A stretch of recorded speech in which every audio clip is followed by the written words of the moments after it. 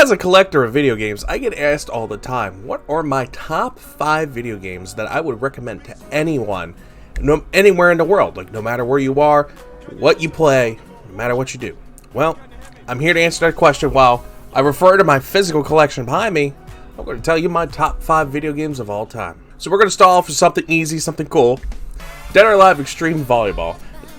No, I'm not down on Maine, I'm not down bad or anything. This is actually a generally good game that's just different from the Dead or Alive series. It takes all the girls from I think from 1 and 2, possibly 3. I don't remember when this came out exactly. But it takes those games, put them together, and changes the thing. It's kind of like a dating sim where you play volleyball, you get to know these girls better, get to know their taste, get to explore a different island, and you get to enjoy and have a good time. Yes, there is fan service, as some would say, but overall, the game itself is very good fun. The music, the soundtrack's just outstanding, and that's going to be a theme amongst all these games, that the soundtrack really stood out, and it really leaves an impact on you as you go through the story, whether you're replaying it for the first time, anything of that nature. And that's why I want to start off with Dead or Alive, because the soundtrack is so amazing. To this day, the music just stays with them, and so do the memories that people make with Helena, Kasumi, and all the other different girls from the first, the earlier on Dead or Alives. They go play volleyball. They sit down, relax on the beach, take a tan.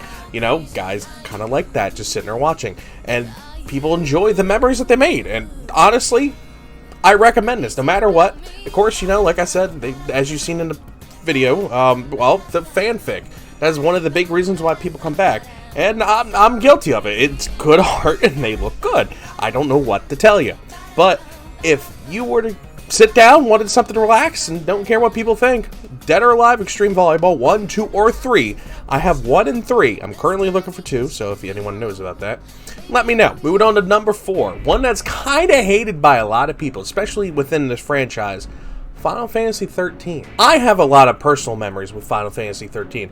I love the soundtrack. I love the story. I love the graphics. I love everything that it had to offer. And when I was going for, I think it was 10th to 11th grade, I spent all summer playing Final Fantasy 13. We picked it up for dirt cheap at GameStop, and I just spent so much time playing this.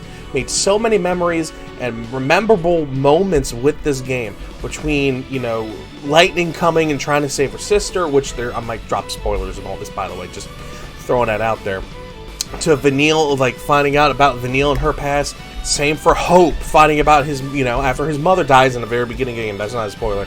And then going on and talking with his dad, doing all that, and then it just, there's so much. But the love story between Lightning's sister and Snow, it's so good. It's so beautiful. The soundtrack is outstanding, but people don't like it because they found it janky. Yeah, I get it. The battle system's a little weird, and this is, the last main game before 15, which it became free roam, so a lot more people, didn't like it. I'm not including, Lightning Returns and, Final Fantasy 13 too, I'm not including that stuff.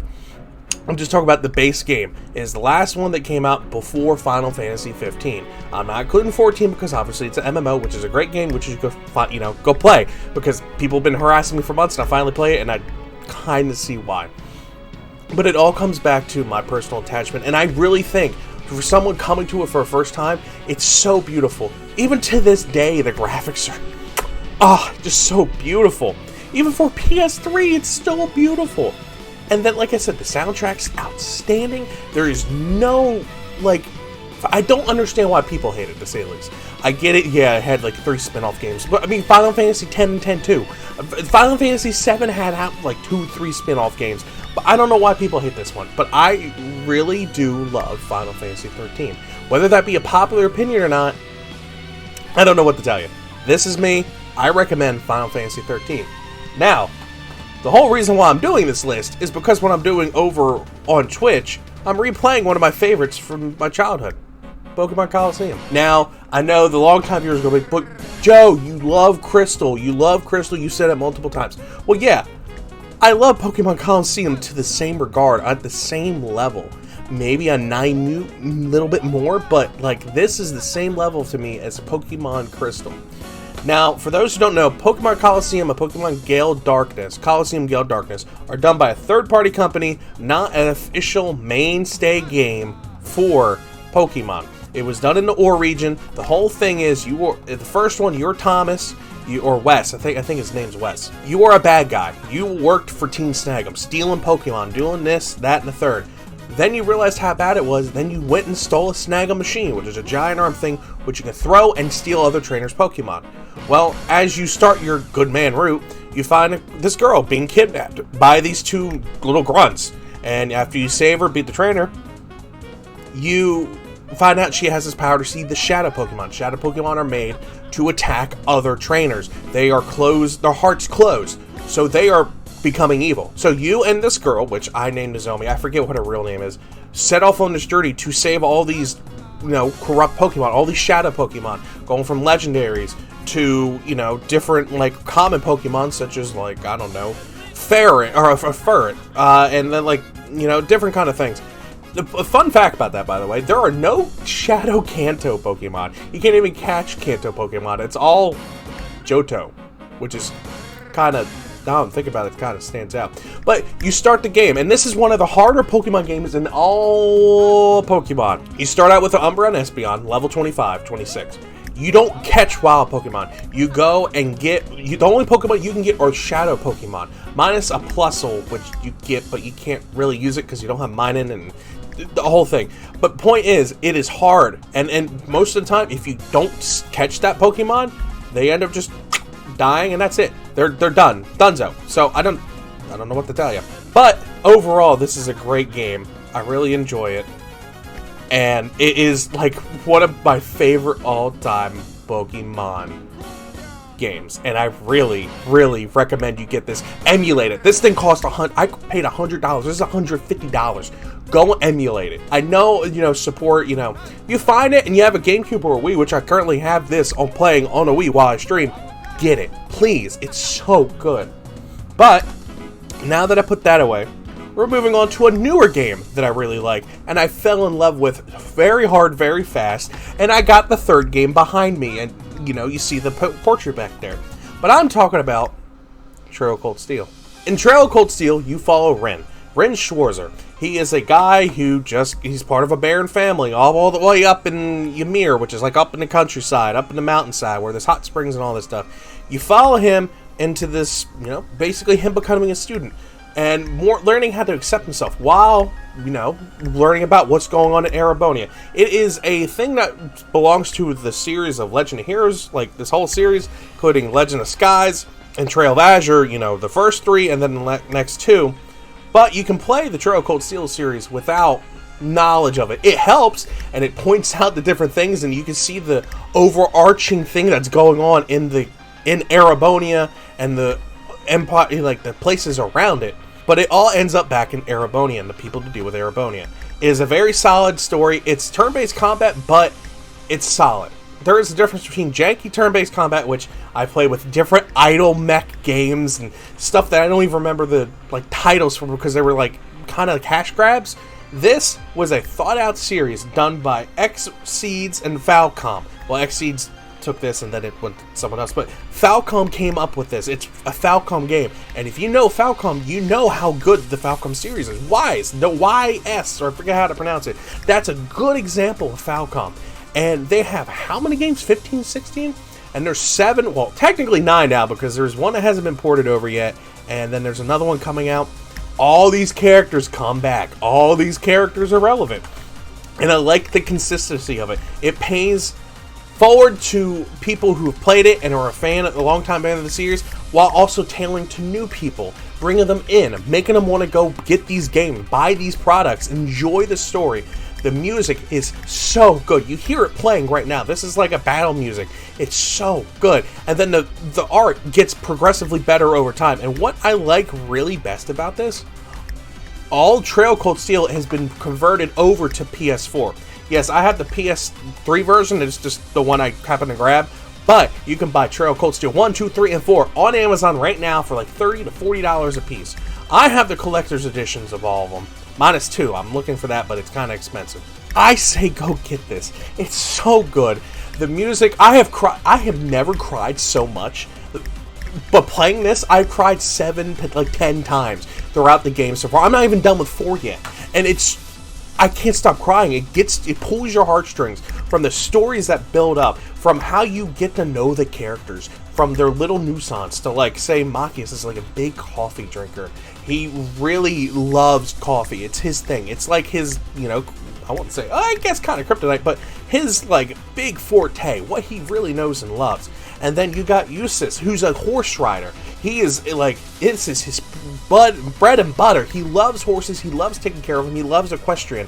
He loves all that stuff. Then you got Elliot, who's a musician, who loves playing different types of instruments, and he favors the violin overall, which incorporates into his, like, attack and his style and It is so good with how they portray everything, from the characters to the surrounding environment that you interact with, and everything's so memorable.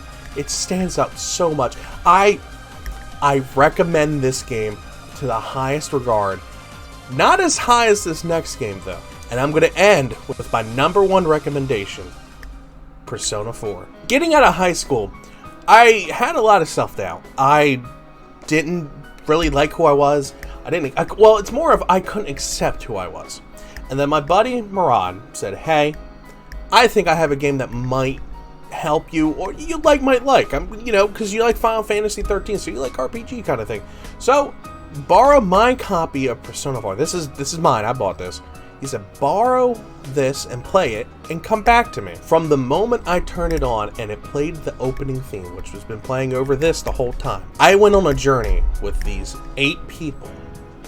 The whole thing is you are the main character, which, depending on what kind of canon you follow, is Yu Narukami. Is all the video games, it's Yu Narukami minus this one. From Dancing All Night to Ultimax to Persona Q, everything in between is Yu Narukami. You follow as Yu Narukami, the main character. He goes off to his uncle's house, Dojima, into this countryside of Inaba. He just gets shipped off there and spends a year there. Parents just like go on, go off. It's different from Persona 5 where, you're on parole basically. You go to Shibuya and like deal with it there. This is, hey, I'm showing up here, I'm a new student, and all of a sudden these murders happen right before you get there. And as you go along, you realize there's a thing called the Midnight Channel. And you, your friends, Yusuke Hanamura, Chie Sadanaka, and couldn't remember Yukiko and Magi. I'm sorry, Yukiko. You start with these 4, and you learn about the Midnight Channel. All of a sudden, Yukiko disappears. And you find out she went to the Midnight Channel. This is after another associate of yours ends up dying, one that Yosuke really likes. But from there, you go on this long journey. You learn about the struggles that other people face, their self-doubt, their reservations. They're scared. People are scared of what other people think and don't want to go out and like say what's going on, how they feel, what they love, what they care for, because of judgment. And throughout this game, you find the main characters dealing with this, their inner demons, which are what the dungeons are based about, is their inner demons, what they perceive themselves. So, like Yosuke, he heard the talk of the town, how bad his family was for coming in and bringing Junes, but he learned to accept that it doesn't matter what people think as long as I'm okay with me, and I can deal with the future, especially if I have a support system like my friends. After that, it's like a switch clicked in me, and I became who I am today. I don't care what other people think. I do what I want. I do YouTube videos just like this because I want to help people. I want them to experience what I have, and whatever can flip the switch from me just telling my stories to making them laugh to such enduring stories and gameplay and music. I would highly recommend this. It comes with a soundtrack itself, and it is such a good experience. I listen to the music on a daily basis, all the different things that just come forth, the different character dialogues, the surroundings. Yeah, for PS2 graphics, it wasn't as in detailed as PS3, like Trail of Cold Steel was, but every environment's memorable. And then they went on to make Persona 4 Golden, which introduced 2 new characters you can make social links with, and then learn their stories, and give more content. They give the fan base what they love, which is why I love Atlas games, which is also why they're expensive, because they're such good games that everyone wants them and loves them. It's just so good. So, my takeaway from this, well, your takeaway should be Dead or Alive for a good chill time. Final Fantasy for a good RPG that, true, not a lot of people loved, but I did, and if you want to see what I experienced, go for it. Pokemon Colosseum, one of the best and hardest Pokemon games ever made that the Pokemon Company does not recognize and refuses to do anything else like. Then you have Trail Cold Steel, which has made me cry more than any other video game known to like ever exist. To me, more than any other game has made me cry. I love it, I enjoy it, and I want you to play it, along with Persona 4. It is one of the best games, great life lessons, same for the whole Persona series. Best way to tell you, Persona 3, deal with death. Persona 4, dealing with your true self. Persona 5, dealing with the corrupt environment and adults around you. Not just adults, there are corrupt kids and everything in between, but it's to deal with the corrupt, society around you. So, I hope you take these to heart. I hope you enjoy them. And let me know what you guys think. I want to know what your top 5 are and why. So, until next time, I'll see you all later. Bye-bye.